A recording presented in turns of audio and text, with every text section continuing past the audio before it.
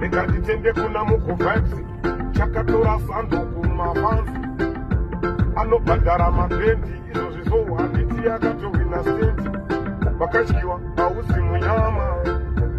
mukana unosiyana ati ini nyaya yangu nemamero angu to tell you this iwewe fantanimiswa ukaenda kugehena piswa ethatoni futi miswa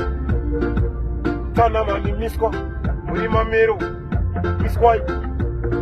tiri kukuzivai uyo razaro uyo ndakumutsirai ndakupai chimpushai mukamuuraya takukumamisai tikukuzivai ono iyoyo inenge isina eke tokuzivai kaimi munongodama nake muri mamero last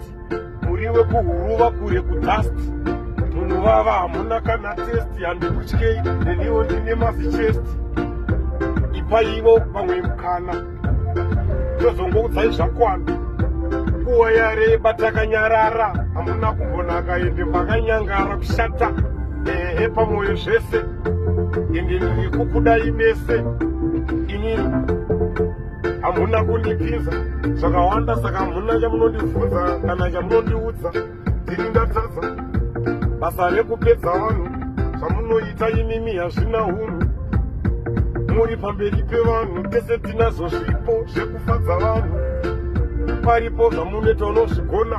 kungoti cheta mhona chamati maona neni hamufe makapona ndinenge knowledge saka itori sona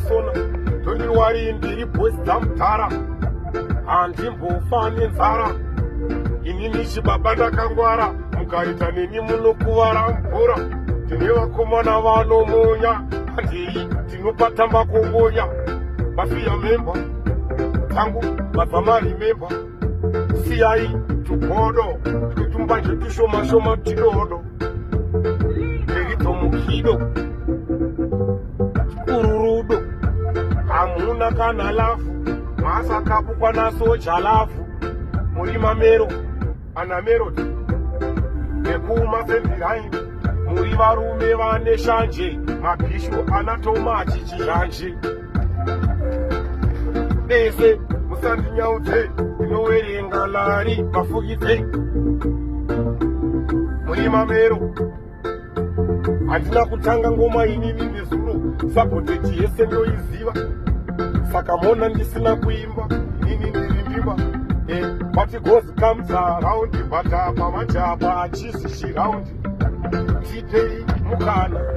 maitsi anenge atobhadhara mari dzakazara inenge ndichingopopota ndobva ndasivisa chipasi kuromota hamuna mhosva vashandi venyu mudhara ndivo vane mhosva vanohosva